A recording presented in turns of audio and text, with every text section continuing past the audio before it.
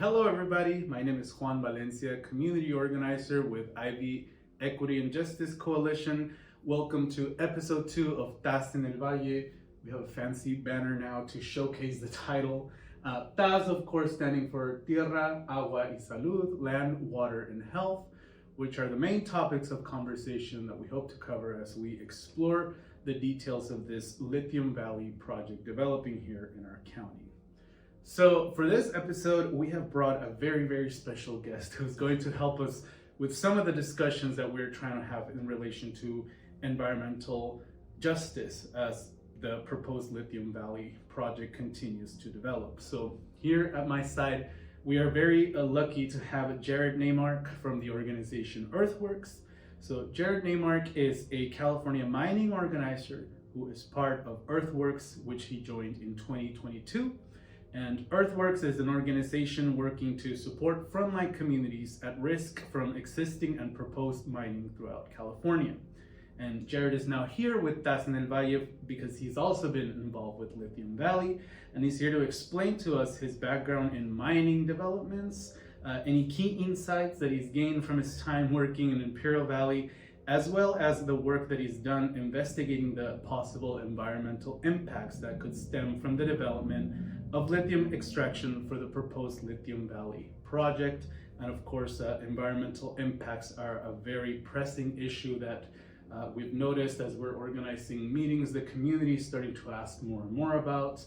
They know that there's something going on, but they want to know more of the details in regards to how it will affect the environment. So Jared, thank you so much for joining us. We're very lucky to have you here from Sacramento. And really, we'll jump right into the first question, because the first question is for you to introduce yourself and the work you do for Earthworks in whichever way you'd like. So I offer now the space to you. Great. Thanks so much, Juan. It's really great to be here on the podcast, and thanks to everyone with the Ivy Equity team. I really appreciate the work that you all are doing here in the Valley. So I work for an organization called Earthworks. We're a nonprofit that works globally to protect communities and the environment from the adverse impacts of both mining and energy extraction while promoting sustainable solutions. And so I'm our organizer working on mining here in California. So I live in San Francisco, but work with communities throughout the state who are facing the impacts of both existing and proposed mining projects. And what that looks like right now is actually we're seeing a lot of gold exploration on the rise throughout California. So many people are familiar with the history of the gold rush in California, right, and all of the impacts that had that we're still dealing with, genocide of Native Americans, legacy pollution that's still ongoing. But what people might not be as aware of is that there's kind of a new gold rush happening right now because the price of gold has been high. So in places like the Eastern Sierras, as well as Eastern Imperial County, we're seeing a lot of companies coming in, trying to search for gold, see if they can find deposits, sometimes in areas that have been mined previously, sometimes in new areas. And if they find good enough deposits, they'll try to open a new gold mine. And of course, we're also seeing all of the interest in lithium extraction here in Imperial Valley. So those are the main minerals that I focus on for Earthworks. But what my day-to-day work looks like is really providing support to frontline communities and grassroots organizations. And so that means being able to connect folks with technical experts who can help review environmental documents, with legal experts who can help fight these projects, help organize communities and organizations so that they're talking to each other and understand what's going on when these extractive companies come to their community. And so for me, my commitment to doing this work throughout the state is really driven by a commitment and a passion for human rights and environmental justice. Many people think of California as a leader on climate action, on environmental issues, but they don't realize the severe inequities across our state. And these battles are really being fought and won by grassroots activists who are there to protect their lands, their livelihoods, their communities, water, sacred sites, from this global mining industry that really does have these devastating impacts here at home in California, but also across the country and across the world. Yeah. And it's actually fascinating that you mentioned that along with this growing lithium demand, there's a parallel for gold demand that's also on the rise, because as the audience will see as we get into the questions, those two parallels have really made a fascinating juncture here in our community. So I look forward to dissecting that a little bit. So thank you for that wonderful introduction. And of course, thank you for all the amazing work that you do. It has been, quite honestly, incredible collaborating with you, just because I really find your messaging about environmental justice really centered on that sort of like human aspect of, advocating for what truly matters, which is, our environment and human life. So thank you so much. And now moving on to the next question, which is pertaining directly to Lithium Valley, the lithium extraction efforts developing here in our county. So based on your experience, since you have been, working on investigating this along with all of us, could you mention what in your eyes are key differences between the lithium extraction developing here in Imperial County versus examples from the rest of the world? Because we are aware, and our audience actually might not be that aware, but the lithium extraction development efforts that are coming up here do look a little different from what we've seen in the past.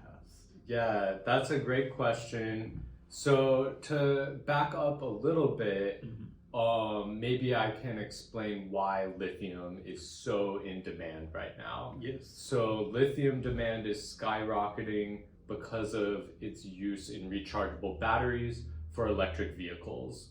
And we need electric vehicle batteries as we transition away from fossil fuels and towards renewable energy.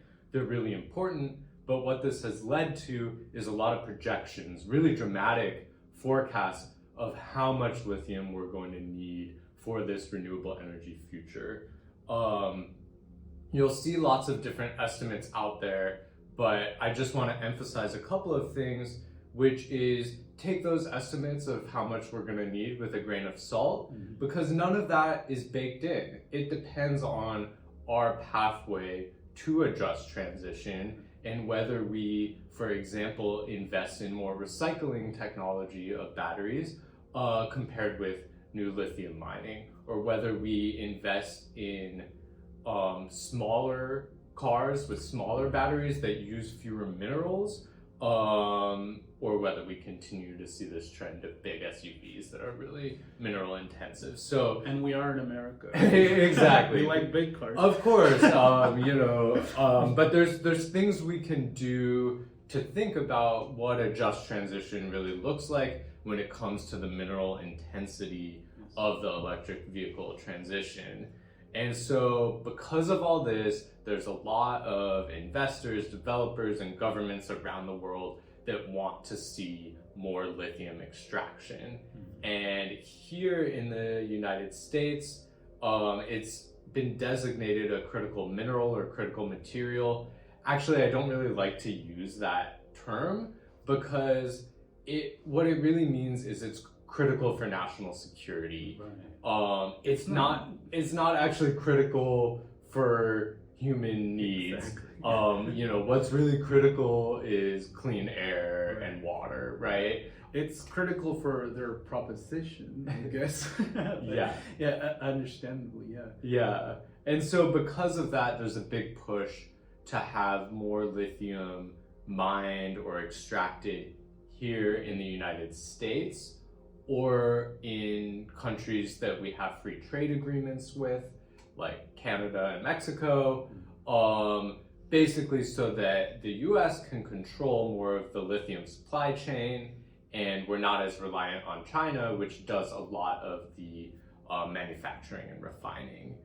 And so that brings me to the point of where lithium is currently mined today. So just to be really clear, there's not currently any lithium being extracted at a commercial scale here in Imperial Valley. Right. The only place in the US where it's currently being extracted is called Silver Peak in Nevada. And they've actually been in operation for many years, and they use a form of extraction called evaporation ponds. And this is what's used in South America. You may have heard this term, the lithium triangle. That's where a lot of the lithium deposits are located. So that's Chile, Argentina, Bolivia. And so it's a similar process where basically they take the lithium that's dissolved in brine from below the salt flats, and they bring it up into these big evaporation ponds and let the sun do the work essentially of evaporating the brine, and you end up with the lithium concentrated behind.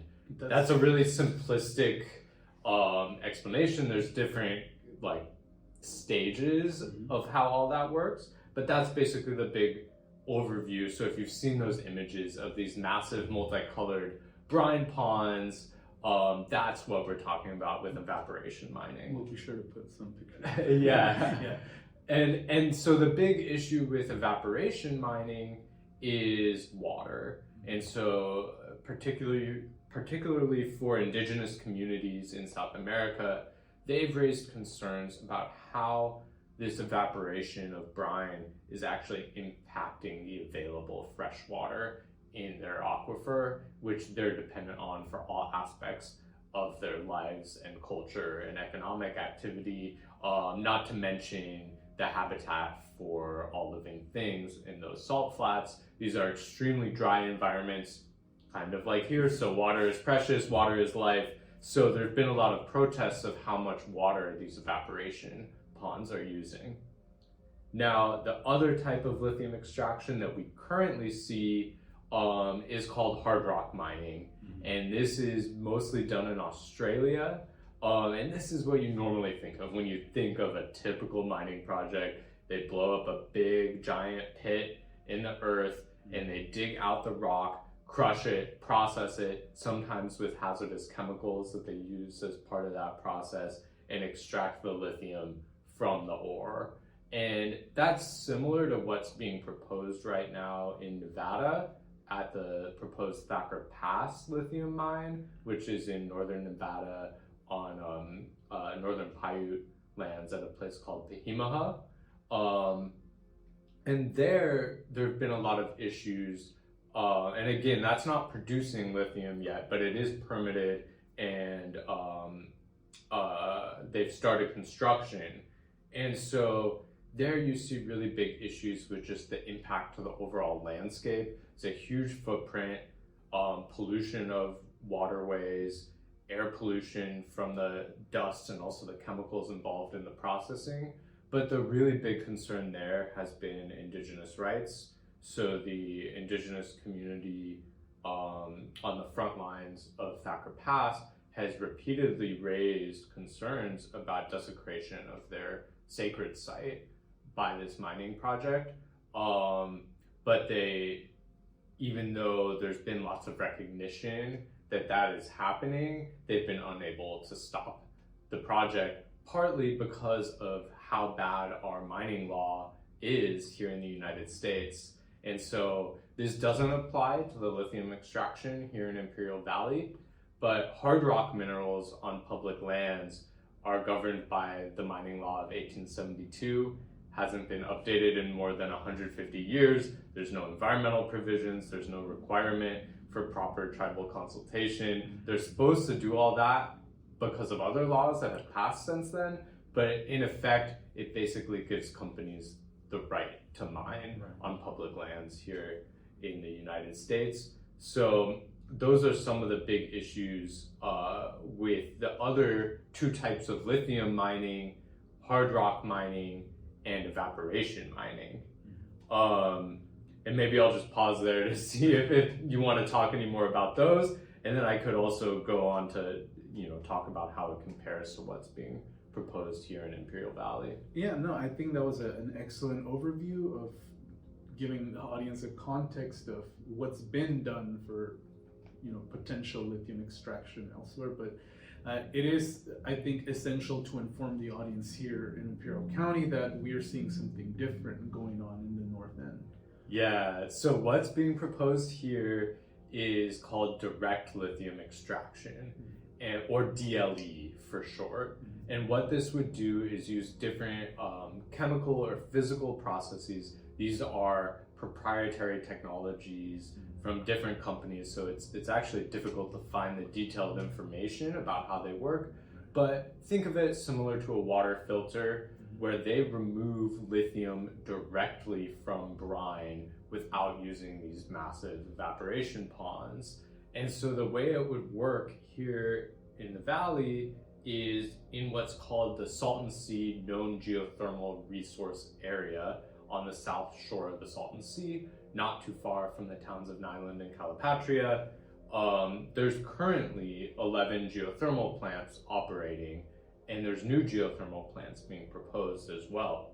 And these geothermal plants draw up hot brine from the earth.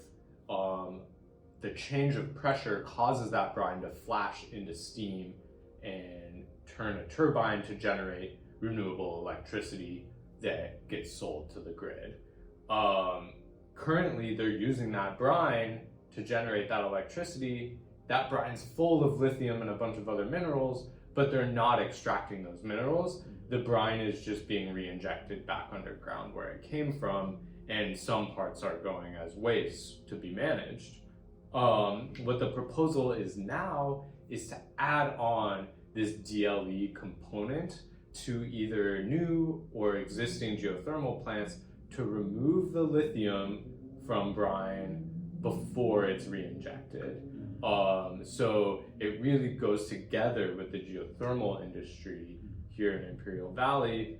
And one thing that we hear a lot of from the industry is a promise that this is much less harmful than other types of lithium mining. And that may very well prove to be true. It definitely has a smaller footprint of the amount of land it's disturbing. But as we'll get into later in the conversation, these are technologies that haven't been used at commercial scales before. They've been tested at smaller pilot scales. So there's a lot of uncertainties. And as with any technology, any extraction, there are still impacts that need to be managed, avoided, and mitigated. So I think it's really important for the community here from an environmental justice perspective, because people are already facing disproportionate impacts from air pollution and other environmental issues here in the valley. People should be aware that, yes, this is likely better than other types of extraction, but that doesn't necessarily mean that it's good for your health and environment here. And there's ways to engage with the planning process to try to mitigate as many of those harms as possible. Right. And I think the overview that you provided is very illuminating, because I am a community member on top of being an organizer here. And actually, before beginning my work as an organizer, I really did not know anything about Lithium Valley. I had not gotten any of the information. And now that I've started to get involved in the details, I have first received what is sort of like the more superficial branding of what Lithium Valley will be. Yeah. And there's a lot of promises there of, this will, they really drive that point of the mitigated environmental impact, but in kind of like a branding sort of way, right? Kind of like an advertisement that promises that mitigation, but as we'll get into the discussion, this kind of more experimental, you could say, lithium extraction does pose many questions and concerns of its own. Yeah, absolutely. And, I don't want to discount the opportunity for benefits. The passage of the lithium excise tax as a result of grassroots advocacy by this community is a huge victory to make sure that the revenues from lithium extraction do go back into the community. That's really important. But we are seeing this trend of greenwashing in the mining industry, where basically they're saying, and this isn't just here in the valley, but it's across the world, they're trying to say, well, because these minerals are used for electric vehicles, anything we do to get them should be considered green, The regardless means. of the impacts. So part of our mission at Earthworks is to call attention to this and make sure that as we make this energy transition, we're not repeating the harms of the fossil fuel industry, which led to massive pollution of communities, human rights abuses, corruption, you name it. We have an opportunity to get things right and do it better when it comes to renewable energy technologies.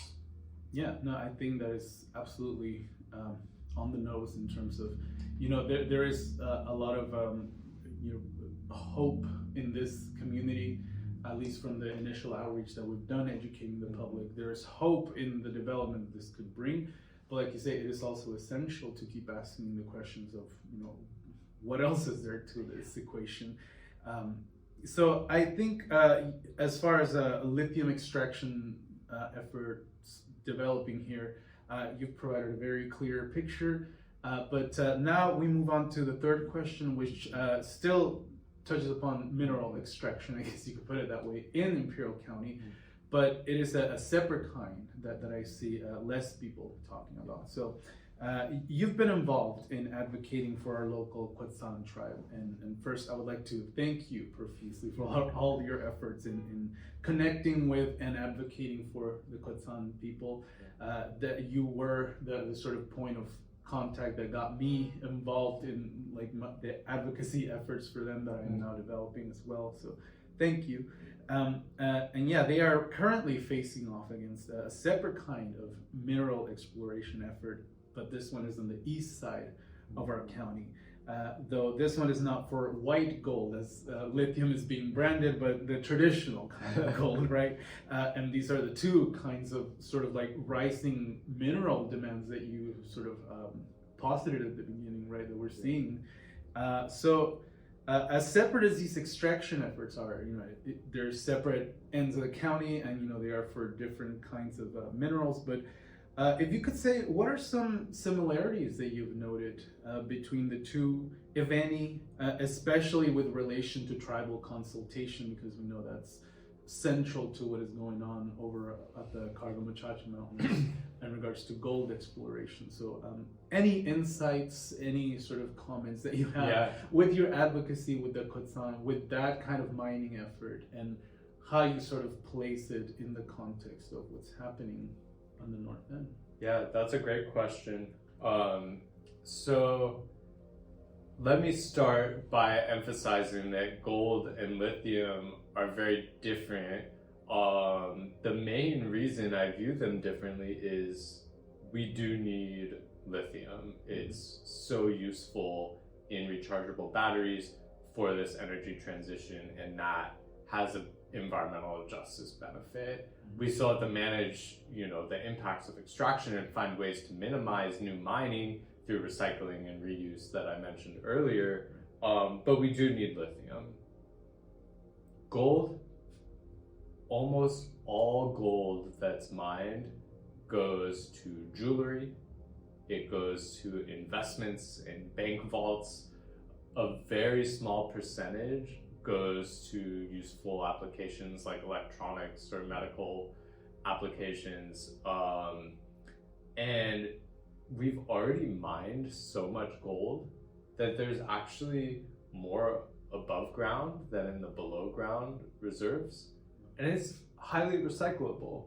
So we could easily implement a gold recycling economy where instead of endlessly mining lower grade deposits of gold and causing more and more destruction, we could recycle and reuse that gold and only use it for essential things and cut back on the amount of gold that we're using for jewelry and investments. So in that sense, they're both, mining and extraction, no matter what it's for, is always a profit-driven industry. But here with gold, it really is about pure profits.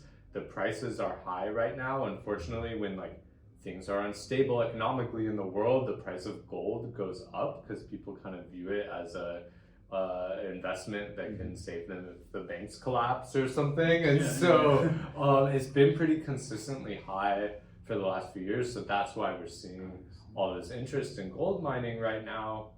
And the problem is, right now the proposals that the Quechan tribe are fighting are in the exploration stage, but if those made it to the mining stage, one of the big problems with gold is that it's usually extracted through this open pit mining process that I described earlier, and they use cyanide, a highly toxic chemical, to separate the gold from the ore, and that cyanide ends up in the environment and can cause a lot of contamination issues. So that's one of the big problems with gold mining. And what's happening right now with the Quechan tribe is they are advocating to protect their sacred sites and a cultural landscape in eastern Imperial County, not too far from their reservation, out in the desert. It's on BLM, Bureau of Land Management, federal public lands, but it's ancestral territory that's been stewarded since time immemorial by the Quechan people. And for them, it's sacred because they have an ancient trail network that connects them to Aviquame, their place of creation, that passes through exactly where they want to drill for gold for this Oro Cruz project. And there's numerous features on that landscape, including ancient geoglyphs that are sacred to the tribe and need protecting. And they also are linked to songs and stories that are part of the creation story and the origin of the Quechan people. So I've been learning a lot from some of the elders there, such as Preston Arrowweed, who know the songs in the Quechan language that describe the importance of protecting those places. And I think one thing that I've drawn inspiration from for that is the importance of protecting all living things, that we're all interconnected with the birds, the mountains, the lizards, the people. We're not separate, we're all connected, and it's important to protect all living things. So as for your question about tribal consultation, I do think that is what kind of connects these two issues. Like I mentioned, gold and lithium are very different. Our work with the Quechan tribe and other conservation organizations, we're trying to stop or delay those gold exploration projects as much as we can. Here in Imperial Valley, we're not trying to stop or delay lithium projects. We're trying to educate the community and get strong safeguards. So those two strategies are very different, but I will say that there's been an issue with tribal consultation in both. And so right now, with some of the gold exploration projects, we're hearing the tribe at a Imperial County Planning Commission meeting said, we haven't been properly consulted for this project. Right. And the company and the Bureau of Land Management have been trying to say, oh no, but we did consult you. And so this is a big concern because under internationally recognized rights of indigenous peoples, they have the right to free, prior, and informed consent. And that even goes beyond consultation. That means the right to say no to a project if they don't consent to it on their ancestral lands. But it also is a concern for California's own AB 52 law, which requires tribal consultation. So this could potentially be a big issue for the gold mining projects. And with the lithium projects, we've heard some similar concerns raised in the past. The Quechan and other tribes with ties to cultural sites at the Salton Sea, including Obsidian Butte, have raised concerns in the past to the Lithium Valley Commission about the lack of consultation, about protection of sacred sites.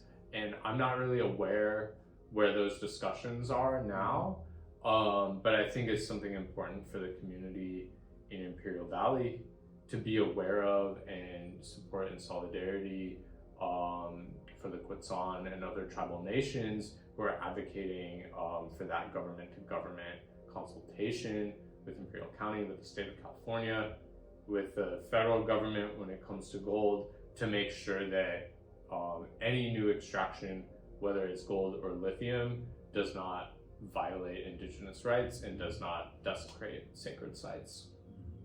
And one other parallel that I sort of see in these two separate narratives in regards to the sort of native perspective to this is that I have heard similar comments from other tribes. For example, the Quaimi Laguna Band of Indians out in San Diego, who attended a meeting held by BHE Renewables, in which they expressed a similar kind of concern, a kind of a spiritual ancestral concern as a Quetzal, but this not really pertaining to a sacred site, but more the sort of energy that they're pulling from underground, and how that energy manifests itself in like mud pots, you know, of like geothermal brine out in the Salton Sea, and the hot spring water, and the sort of like geothermal brine from underground, all of these things that native people from those regions hold sacred, that they see the vapor, the water, the heat of and sort of like the geothermal activity as this sort of like spiritual passage or element, that there is sort of like this ancestral connection to volcanic activity. In some myths it is described as the heartbeat of the land. So there are concerns with sort of like the spiritual belief system as it is being sort of interfered with this. Both narratives that I find fascinating and I think important to sort of elevate a bit more as we touch upon these topics of what does significant and meaningful tribal consultation actually look like. Yeah, and not just tribal consultation, but what you bring up with the importance of the mud pots and the volcanic activity in the region really makes me think of just how much our communities all have to learn from each other in different ways of knowing, understanding, and valuing the landscape. And it all comes down to protecting life and protecting what's sacred and valuable to all people and all living things. So I think that's really powerful to hear that perspective, and I'm glad to hear it was raised at those meetings. Yes. So now we're moving on to the final question here, and perhaps most exciting because it's about a recent development, a new sort of a new track that you just dropped today, we could say.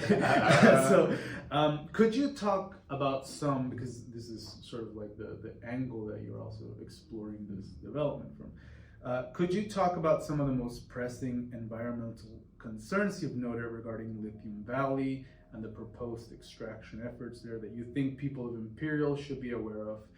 And I say this because incidentally, you just presented your brand new Environmental Justice in California's Lithium Valley report today at CCV's 12th Annual Environmental Health Leadership Summit.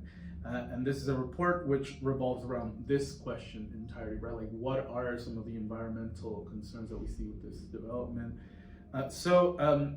Please feel free to summarize any key points that you made in that report, or any other things that you think are important for Imperial County people. Yeah, for sure. As I drop my new track with my new report. So yeah, I'm really excited to share that together with Comité Cívico del Valle, Earthworks has just published this report, Environmental Justice in California's Lithium Valley. And the goal of this report is to educate frontline communities and the public about the potential impacts of direct lithium extraction. The reason we started working on this together with Comité was that during the past Lithium Valley Commission meetings last year, communities kept raising questions. What are the impacts going to be to my health, to the air quality, to the Salton Sea?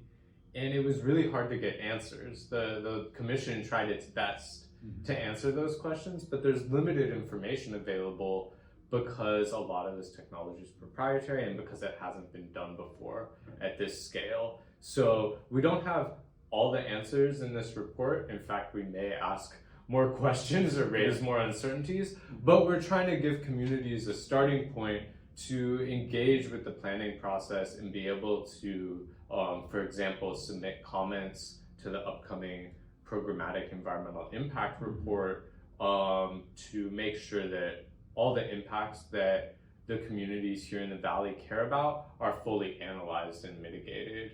So to get into it pretty quickly, there's basically 5 areas of impact that we raise in the report. So the first is air quality. Air quality, as you all know, is already a huge issue here in the Valley, largely due to the pollution from the Salton Sea, but also other factors. People are living with really high rates of asthma. It's a big environmental injustice. And so what we found is that the lithium extraction facilities do have the potential to contribute to worsening air quality through their emissions of particulate matter, of greenhouse gases, and also from other chemicals that are used in the process. So they use hydrochloric acid as part of the process, which can off-gas into hydrogen chloride vapor that's harmful to human health. And so all of these need to be fully analyzed and mitigated in the planning process. Project by project, they appear to be fairly minimal. But the big question here is, what are the cumulative impacts when they build out multiple lithium extraction projects, multiple new geothermal facilities, and also the other infrastructure that they're talking about, like battery manufacturing, refining, lots of vehicle trips, maybe like train and transportation infrastructure. So how is all of that going to impact the overall air quality, and what is acceptable to the community here for your health? So those are key questions that need to be looked at in more detail. The second area that we look at is freshwater consumption. And so these facilities will require Colorado River water provided by the Imperial Irrigation District for cooling and processing. And there's detailed information in the report about some of the current proposals and how much water they'll use. But again, the big issue here is the cumulative impact. So right now, Imperial Irrigation District has set aside 25,000 acre feet of water per year for non-agricultural use. At what they're currently talking about for lithium extraction, it will exceed that amount of water required. So my question that we raise in this report is, where is that water going to come from, and what are the impacts if it's diverted from elsewhere? Which brings me to the third area of impact we explore, which is degradation of the Salton Sea. And so this is the question of, if water is taken from agriculture in order to go to the lithium plants, that means less water flowing into the sea, more exposure of the dust, and worsening of the air quality issues. If that happens, that also means less water might be available in the future for possible restoration efforts. Now, lithium extraction is supposed to help fund restoration. 20% of the lithium tax goes to Salton Sea restoration, and that's excellent. But at the end of the day, you're going to need water. And in the context of severe drought and climate change and possible cuts to the Colorado River water here, I think this is the big question in the room that hasn't yet been answered. And I think it's really important for communities here to be asking questions about water supply. Absolutely, yes. And one more thing I'll add to that that's in the report is you'll often hear the lithium industry talking about how, compared to South American operations, they don't use very much water here.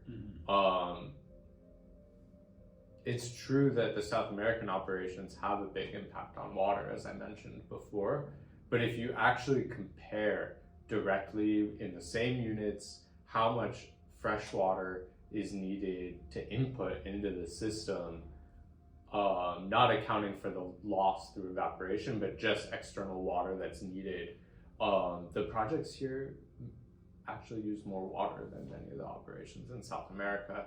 So I think it's something that the community here should be aware of, to double check some of those comparisons that are being made by the companies. Yeah, and of course, water is also a big question that the Quetzal people are raising for the gold extraction efforts they're facing over there. At the last planning commission meeting, Mr. Arrowby, brought up the issue of water and where it'll come from. These are questions that, of course, also apply to what we're seeing here. Yeah, I mean, it's an issue with almost all types of mining and extraction. Gold mining in particular does also use large amounts of water.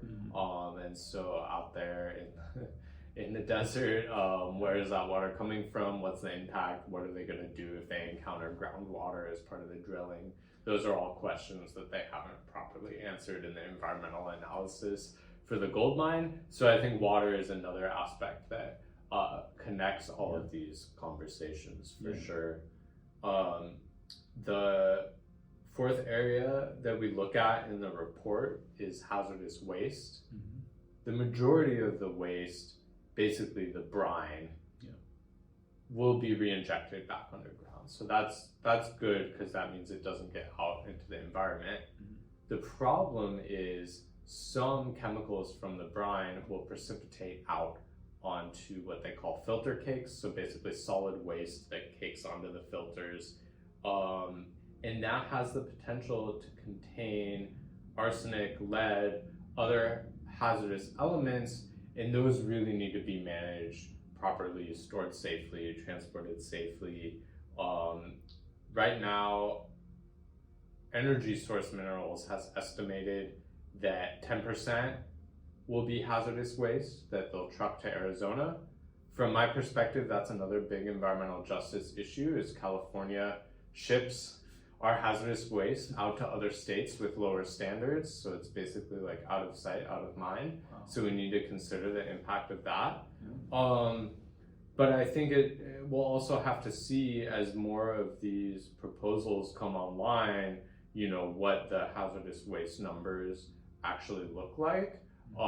Because again, this hasn't been done before at commercial scale, so there's a lot of uncertainty as to actually how much hazardous waste will be produced, what the composition of it will be. So it needs to be tested, it needs to be transparent, and safety needs to be prioritized for workers and for communities. And I think the other thing that's important for folks here to be aware of is that it's not just the waste, but there's a risk of hazardous materials getting into the environment from spills of brine. So from the pipeline or from certain parts of their process to maintain the lithium extraction facilities, there's the potential for that brine to get out into the environment, into the waterways. And this has happened in the past with Cal Energy, or now owned by Berkshire Hathaway, with their facilities, their geothermal facilities. They've actually been fined by the state in the past for these spills. So it's not something that's out of the question. And again, this is something that needs to be fully analyzed and planned for. And so the last impact that we talk about in the report is seismic activity. This is something we've gotten a lot of questions about, of like, is lithium extraction going to cause more earthquakes? The answer really is no. Lithium extraction won't have an effect on seismic activity.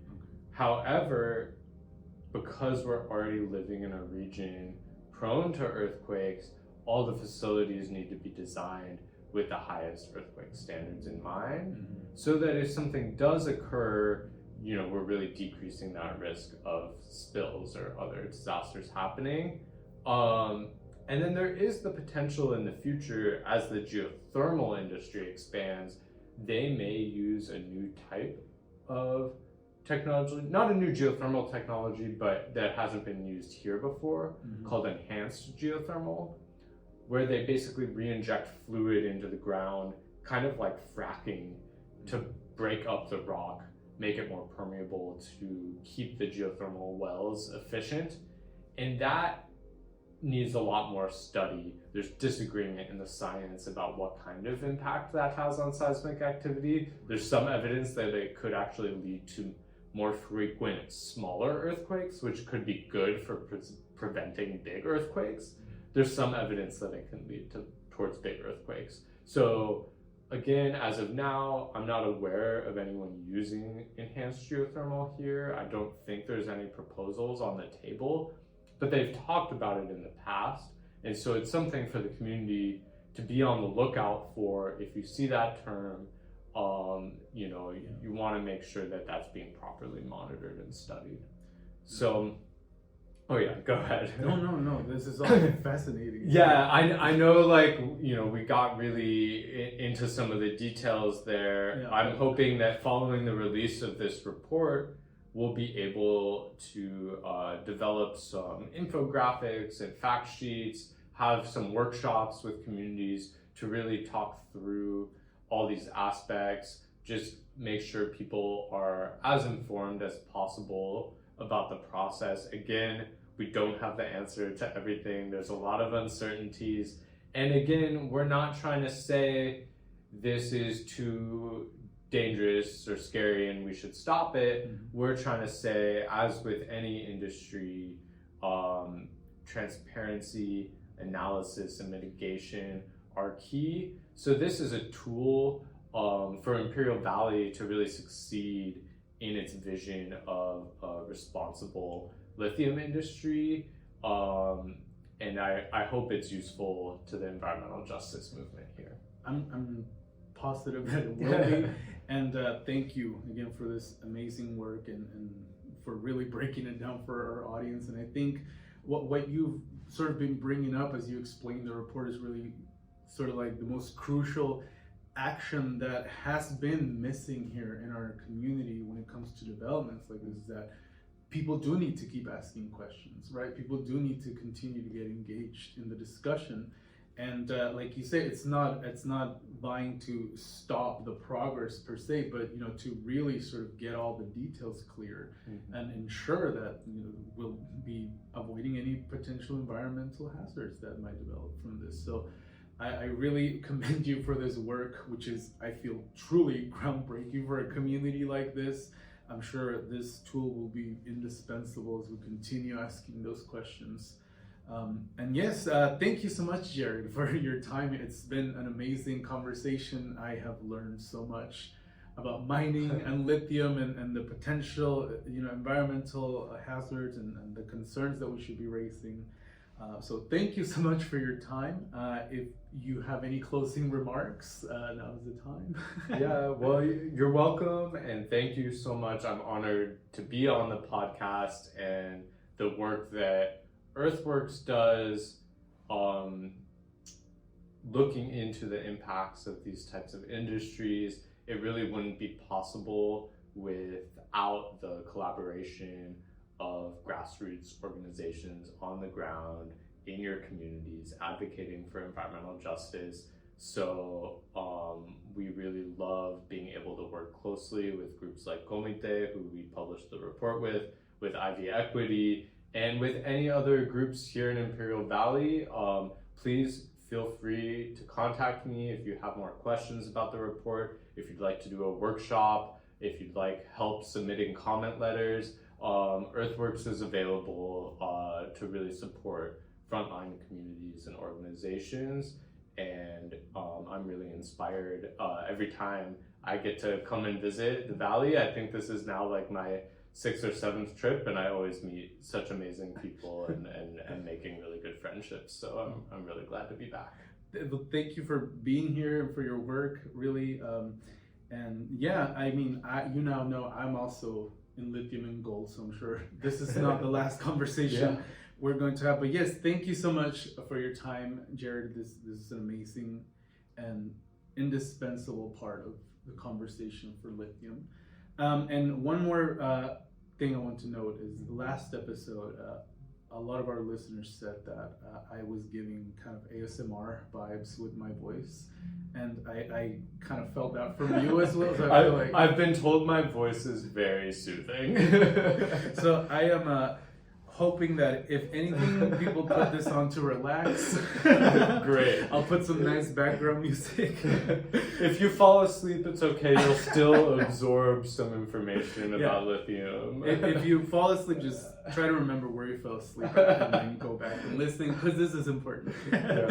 All right, well, thank you, Cool. Jared. Thank you for everybody Thanks, everyone. tuned in, and we'll see you next time. And don't forget, Estás en el Valle.